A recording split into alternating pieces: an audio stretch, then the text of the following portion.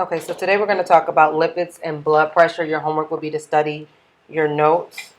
So let's go ahead and get started.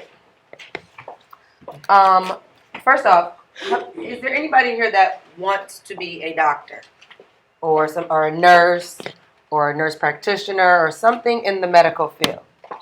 Okay, raise your hand again. All right.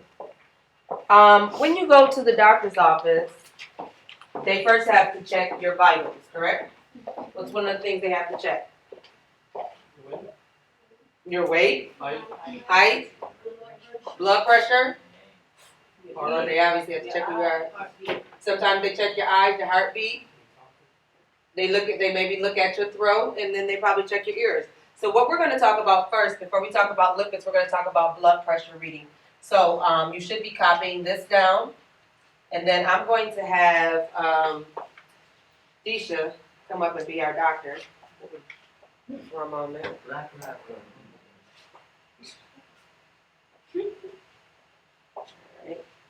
She has a black lab going on. She's styling. She's a doctor styling.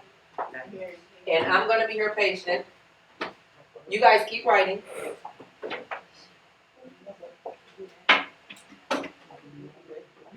So what we have here is this is a blood pressure reader. And what Disha's going to do is she's going to take my blood pressure, and I'm going to explain to you what all this means in just a moment while she's taking my blood pressure. Then we're going to look at this, and we're going to break this down so you can see when you go to the doctors and your doctor tells you after taking your blood pressure and they give you some information, and they're like, that's good, and you're like, okay. But you have no idea what they're telling you, correct? So we'll talk about that in just a moment. So I'm going to take a seat, and I'm going to let Disha take my blood pressure. I'm going to explain to her what she's doing. I'm actually going to put it over here.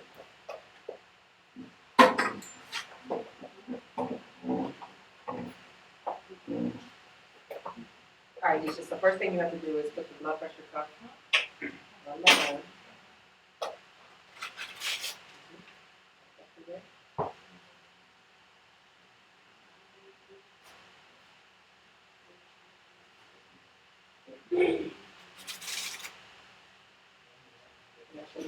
Rest. Go ahead and turn this on and wait till it says 0.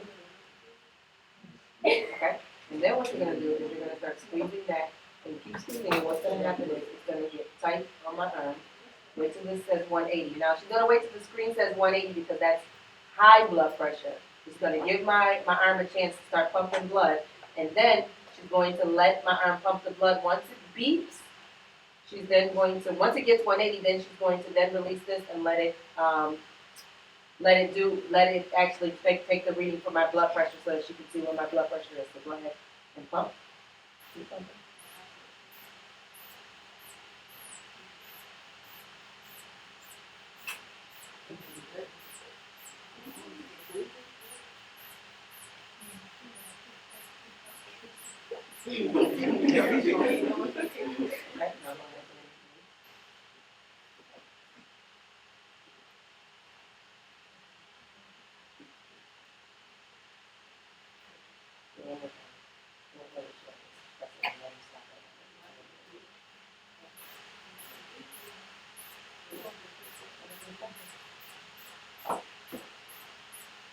It's going to give my blood pressure and my pulse.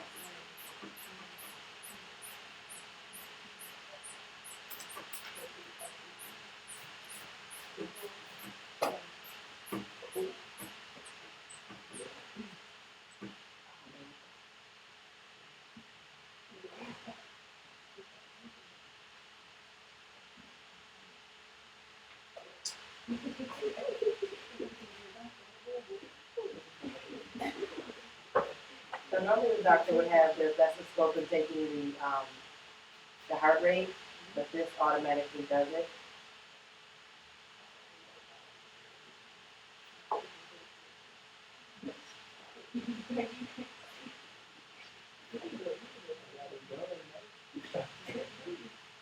Okay? Nisha, go ahead and read my blood pressure. And look at the screen. Which one did you read first? Systolic. Uh-huh. Wait, what is this systolic? Okay, what's the number? Oh, 125. And then over the diastolic. 70. So my blood pressure is 125 over 70. My heart rate is 89. That's not really important right now. My heart's not beating too fast. So looking up here, Disha, is that good or is that bad? Um, That's good. So my blood pressure is 125 over 70. That's good. Thank you, doctor.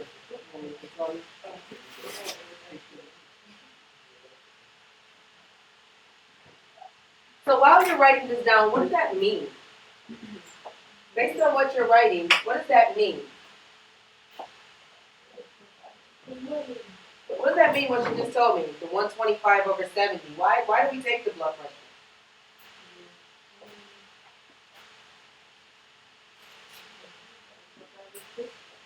But why? What are you writing? You're just writing and you don't know why?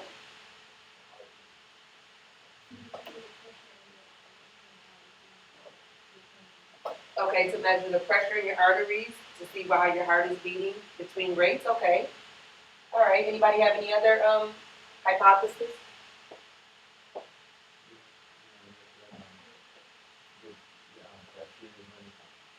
Make sure that your bloodstream is running through. Anybody have any other hypotheses? All right, Stefan, take those earphones out. I'm going to give you a moment to finish writing this, and then I'm going to get started on your notes. Because by the end of the notes today, you will understand why the doctor takes your blood pressure.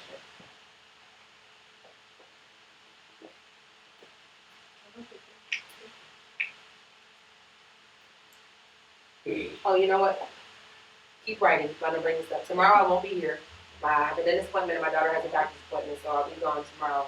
Mr. Akins will be the substitute. You will be on your best behavior, or it is an office referral. Your assignment will be, you have a sheet and it'll be on my website. It will be linked to what we're doing today. When you go to my website will have all of your instructions written out that you will not need Mr. Akins to explain anything to you because I would have already taken care of that for you. You should finish it in class tomorrow. If you do not, then you will have homework.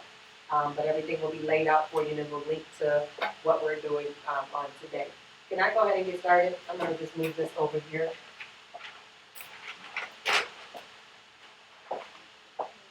All right, your notes today are entitled Lipids. Can everybody see purple? All right, I asked because some people may be colorblind. All right, so your notes say, what are lipids? Well, lipids are fats, oils,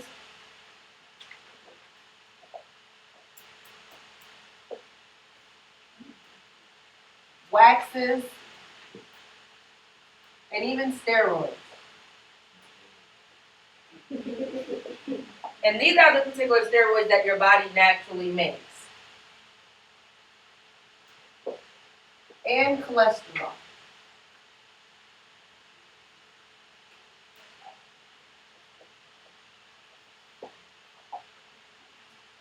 Why is this important? Because our body naturally has lipids within it. We also consume lipids. We consume fats and we consume oil. Some of them are not so good.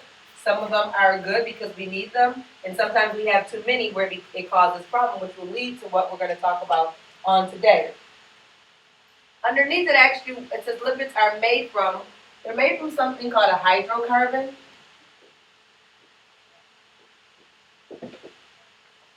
What elements do you think are in hydrocarbon? Hydrogen and carbon.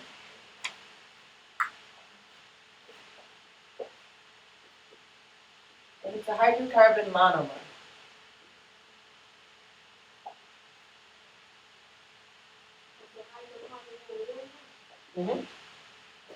One word. So it's a hydrocarbon monomer that links to make one chain. And this again is still chemistry within biology, but it all links together.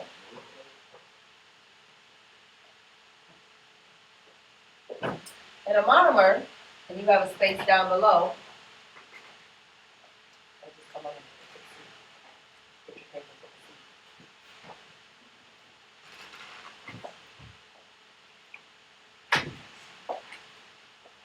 a molecule that may bind chemically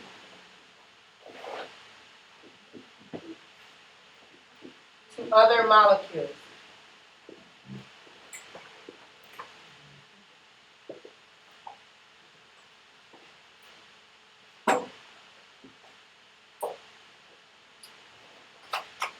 So for example,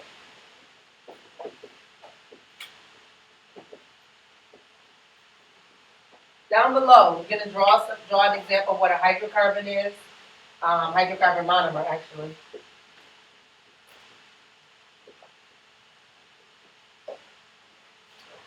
And a hydrocarbon chain.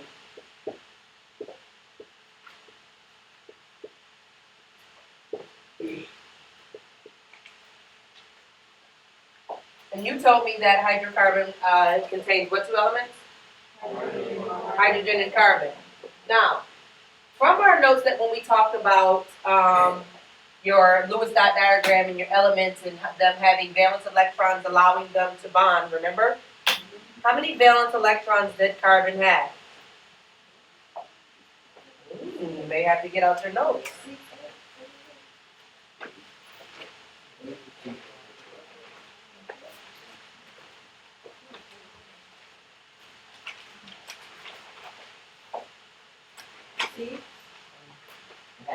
Four. How do you know, Tadiri? How can we find out, Brianna? It's in the 14th family group, which means that it has how many valence electrons? 4. So that means it would look, don't draw this yet, but it would look like this if we drew a Lewis dot diagram. Correct? Meaning that another element can use this electron, another one can use this one, another one can use this one, another one can use this one. And we're saying that a hydrocarbon actually contains carbon and hydrogen. How many valence electrons does hydrogen have? Where is it at? In the first group, so therefore it has 1. So is it possible for hydrogen and carbon to bond as such? Yes, because how many does hydrogen want? Total. Hydrogen. 2, because it only has 1 ring. So therefore, does it now have 2? How many does carbon want? 8 total. So once we provide it with everything that it needs, it will have 8. Now, a hydrocarbon monomer is not complete, but it does bond carbon and hydrogen together, and it only bonds 2 hydrogen to 1 carbon, therefore leaving carbon able to bond with other things, creating it to be a monomer because it can link to other molecules chemically. Does that make sense?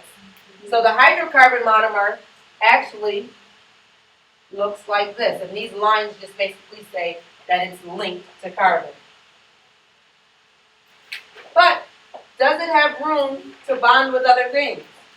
Yes, because carbon's still not full. Carbon would then still need 2 more to make it full, correct? Again, leading back to this, it is a monomer because it may bind chemically to other molecules because it's not complete. Got that? Okay. Now we have a hydrocarbon chain. What do you think that is? A chain of what? Hydrocarbons. So basically you have 7 carbons. 7. They're linked to each other. And what other element do we think we have with them? Hydrogen. There's a hydrocarbon.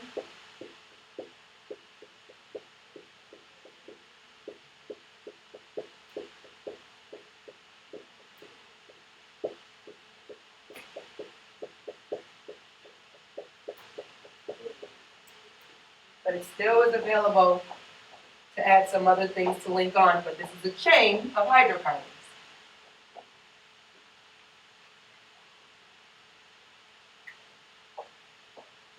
Which would be a fatty acid.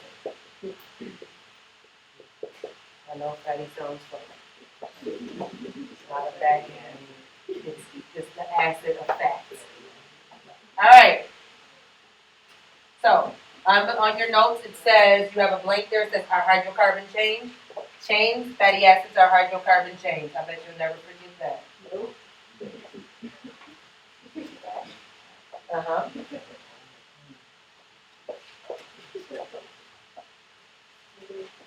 All right, there are two types of fatty acids. Stop repeating.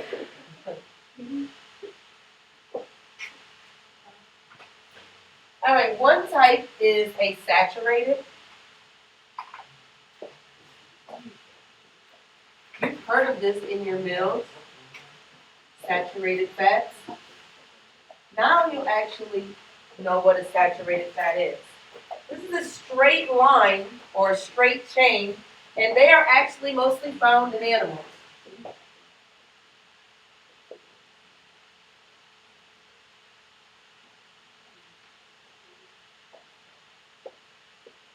And this actually is carbon. Carbon is then double linked to oxygen. Because remember, carbon has 4, so that's 1, 2. Oxygen needs 2, because oxygen has 6. So oxygen takes the 2 for carbon, leaving carbon, how many more? 2 more. So carbon then still has this extra one to carry on, but it's a fatty acid. So what do you think it's going to be linked to? It's a fatty acid. Hydrogen and what do you think? What should this look like? What should finish going here based on your notes? Carbon. The carbon chain, because fatty acids are carbon chains, hydrocarbon chains. So you have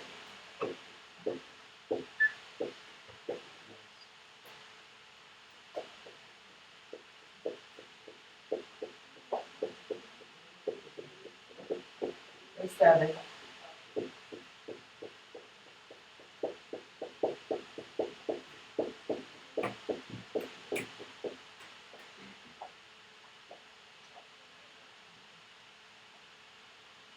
And again, I don't have another line hanging down here for it to bond with anything, because remember, carbon needs 4 more to be full. So there's 1, 2, 3, 4.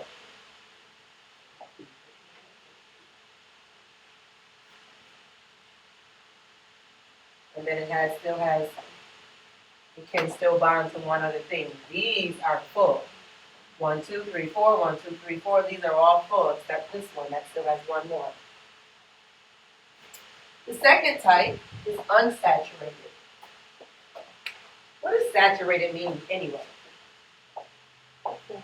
Full. It's full of. Like if it was saturated with water, it'd be full of water. If it's saturated fat, it's full of fat. And then you have unsaturated, which means what? Not full. And these are mostly found in plants. Does that make sense? As far as when you eat certain things? For instance, give me an example of a food that would be considered high in saturated fat. Pork, meat, yep. Give me something that would be that would be a food that was unsaturated fat. Asparagus, Brussels sprouts, yes, because those are plants. Pork, beef, all of those are meats, and those are going to be saturated with fat. Now your unsaturated fats, these are bent hydrocarbon chains, and again, they're only found in animals. And the way that these look,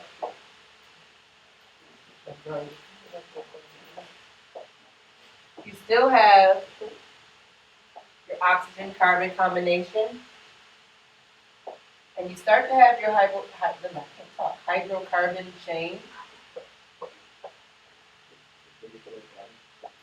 But it looks a little different, so don't start drawing you yet. Yeah. Then you have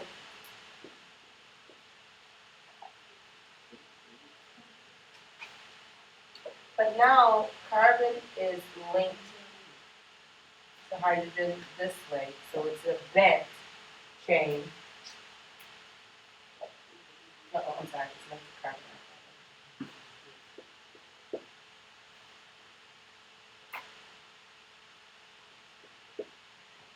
See how it's bent?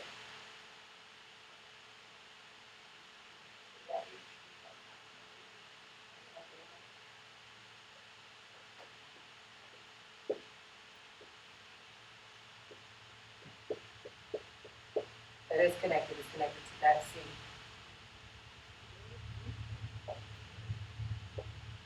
And these H is connected. I should give myself some more space.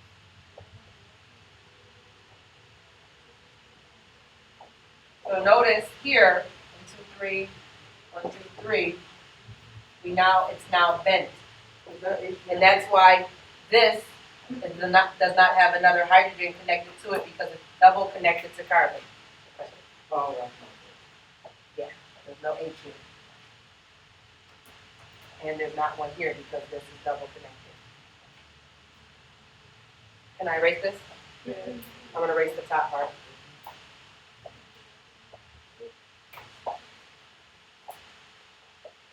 All right, so you told me that your meats that you eat are saturated fats, and your plants, like your asparagus and your greens, unsaturated. Of course, if you start adding meats into those things, then you mix saturated and unsaturated fats together. All right, let's talk about the characteristics of lipids. Can I erase this?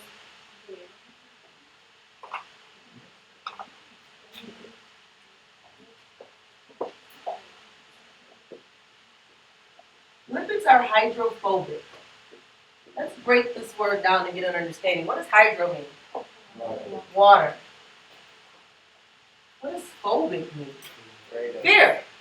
So they're water fearing. Do they say, "Oh my God, I'm so scared of water"? No, they don't talk. But when we say if we say a substance is water fearing, what are we really saying about that substance? It doesn't.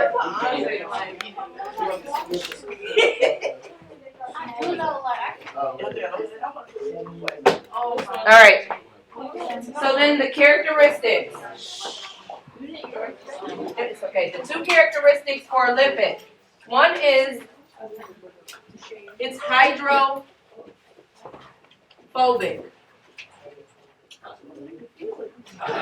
Now, what does the word hydro mean? Water.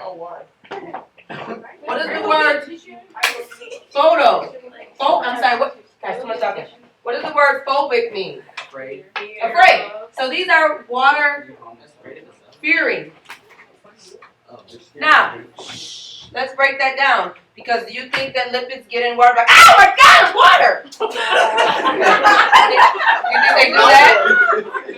Do you think they do that?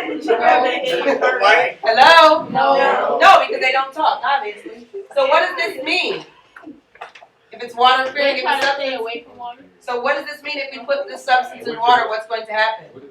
They're gonna be scared. It's not a person. It's gonna do what? It's like oil. Like oil, so it's not going to. Like Dissolve. It doesn't mix with water. It's like oil. Well, I just told you that a lipid was a what? Oh. In the very beginning, what did you write? Oil. A fat, oil, waxes. So it does not mix with water, which is what nonpolar is. That's the second characteristic. It does not mix with water. So they both don't mix with water? If something's hydrophobic, it means it's nonpolar. Hydrophobic means water fearing. Nonpolar means it doesn't mix with water. So anything that's hydrophobic is nonpolar. Yes. So it's going to separate. You're going to write, and where hydrophobic, why are you talking while I'm teaching? Hydrophobic means water fearing. When you hear that word, that way you already know it's nonpolar. So that's the characteristics of a lipid. Any questions on that? All right, then let's look on the back and let's talk about 3 common lipids in the human body. 2 of them, some of you probably have never heard. The last one you definitely heard before. The first 2 you may have heard, but I guarantee all of you have probably not heard. So the first type is called a triglyceride. That's why you my We don't have time to do this extra talking in between. Some of you are going to be lost as it is, so if you don't pay attention, you're really going to be lost. A triglyceride, this is most commonly consumed. I put the long line there, commonly, the long line there for you to be able to fit this. I'm going to start writing under here, but your line is long enough. It's also our storage fat. So when we store fat, especially for when it gets cold outside, we store fat for that type of thing. These are triglycerides, our stored fat. Triglyceride, the word tri, is because it has three what? What did your note say? Fatty acids. Glyceride means glycerol means it has an alcohol, so it has 3 fatty acids and 1 alcohol. So let me give you what the alcohol looks like, or the glycerol looks like, and then we're going to finish drawing it on. So, it is a carbon linked to a hydrogen. Yes, it is also, it's also linked, that one carbon is linked to another hydrogen, and then an oxygen, and then it repeats.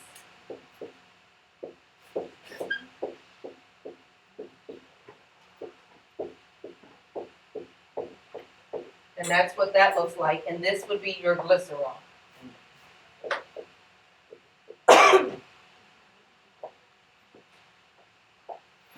Write really big, you kind of need to write a little smaller. I can write big because I have enough space.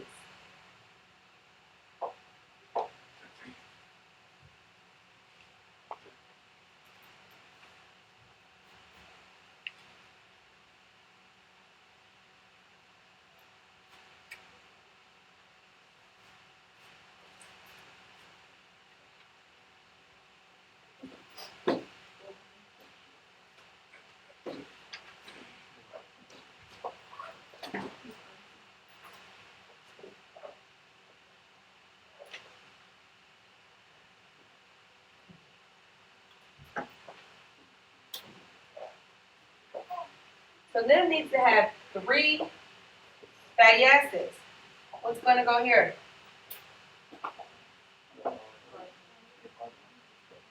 Carbons. How many? 7. Why? Why are we putting 7 here? Why are we writing? Because we're doing what? What kind of chain? What kind of chain though? Hydrocarbon chain, which is also known as a fatty acid. And how many fatty acids should a triglycerol have? How many fatty acids should a triglycerol have? 3. So we're going to do this here. And where else are we going to do it? Because this is only 1 fatty acid. We're going to top C. And where else are we going to do it? The top one and the middle one. And don't you start whining because this is my second time writing it. It's only your first.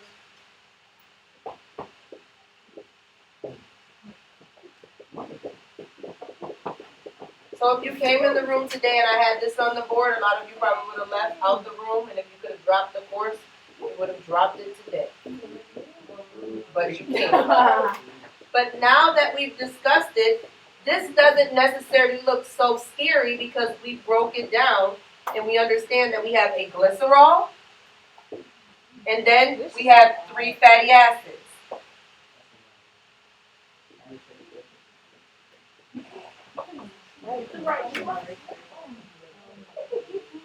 So we don't need to have 8 you have to have 7. You do have to have 7 this way, but you need to have this portion of it as well.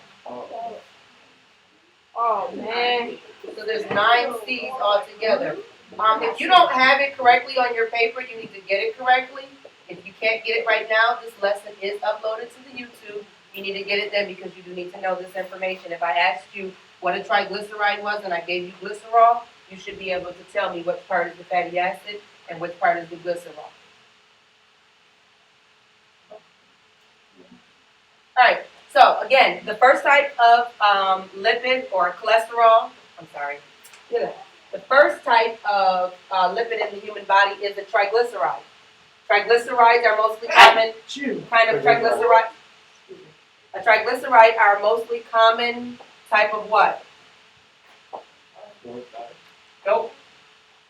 Triglyceride are mostly common how? Because we do what? We consume them. Then when we eat, most people are meat eaters, they're going to consume the triglycerides.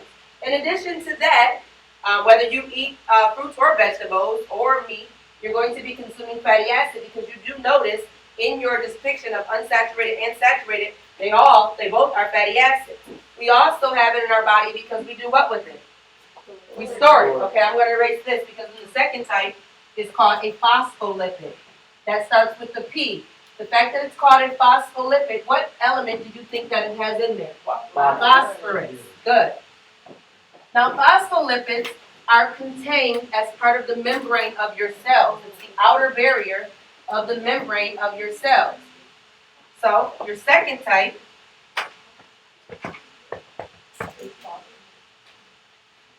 is phospholipid.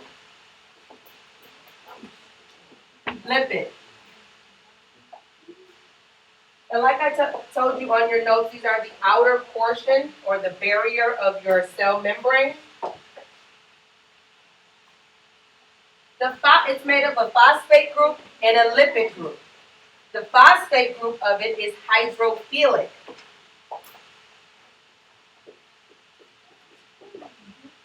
You're not writing everything I write, I'm just explaining it. The phosphate portion is hydrophilic. What does the word hydro mean again? Water. The word philic comes from the word philos, which is a Greek word. Philos means love, so this must mean water loving. So what does that actually interpret? Do you think it hugs water and wants to marry it? No. Because it's not a person. It mixes well with water.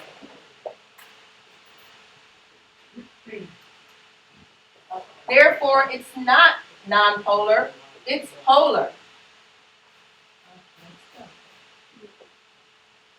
So hydrophilic is polar. It mixes well with water. It is water loving. The lipid portion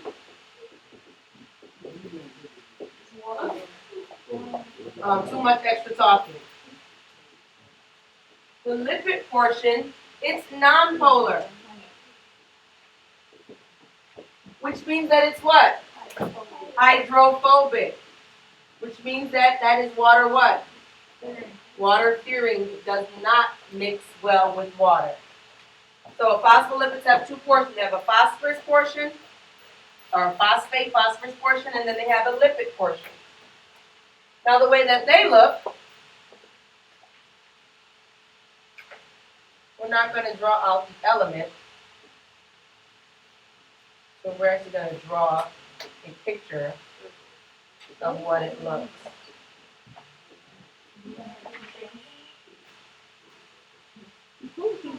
Hey. I'm not talking to you, but you shouldn't be talking at all. This is what we're drawing. Now these portions are the fatty acid, lipid,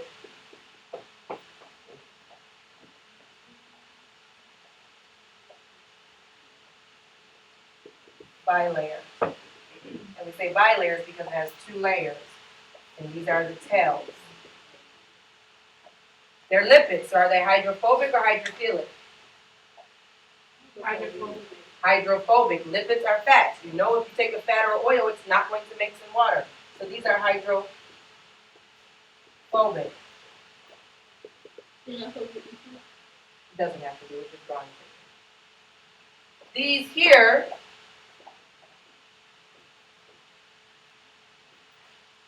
these are the phosphate group heads.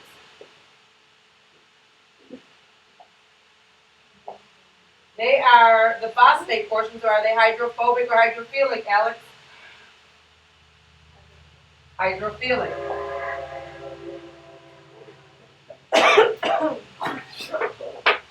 Now, what this is, when I say it's the barrier of your Good afternoon, membrane, Wildcats. We hope you all have a wonderful day.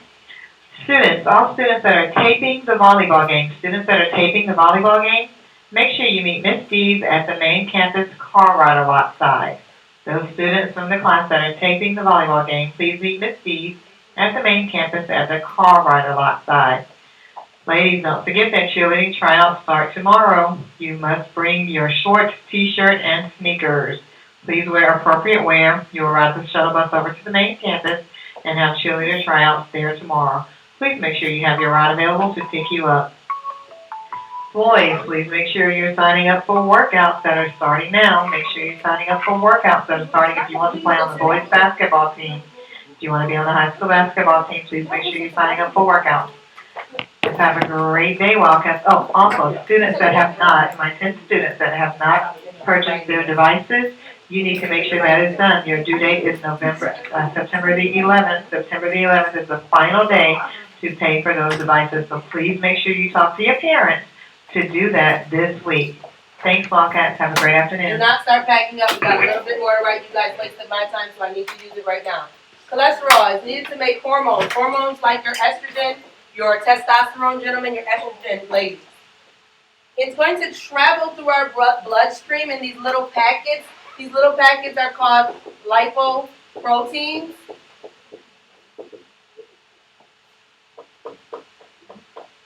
Those small packages.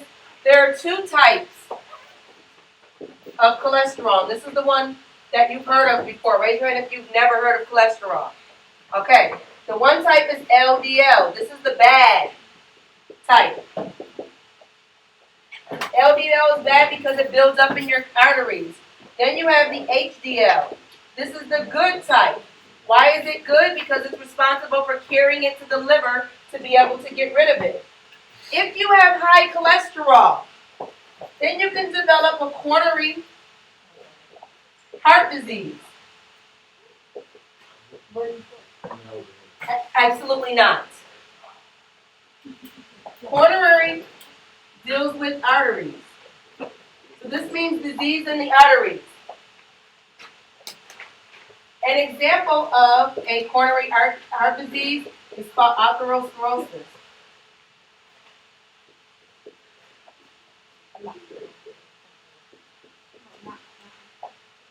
No, that would be the bones. It's atherosclerosis.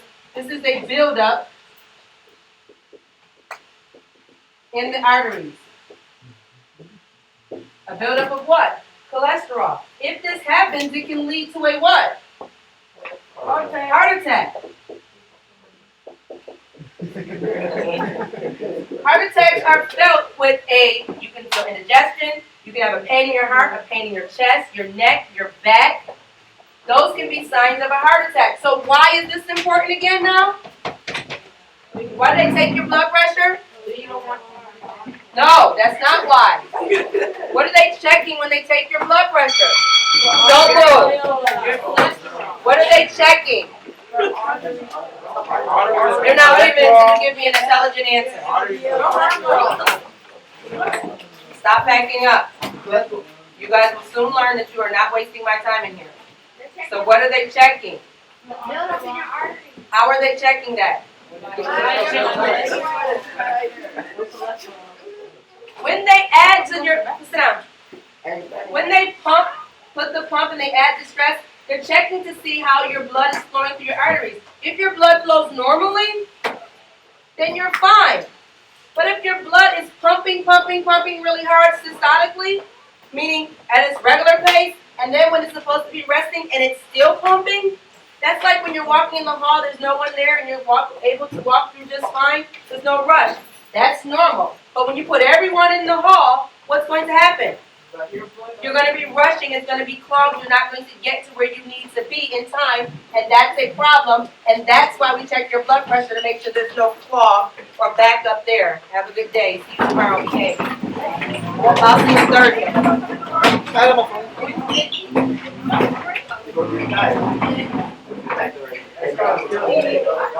can't play that anymore. If I stay, you can't. You gotta stay there until I get to the orange. Are you just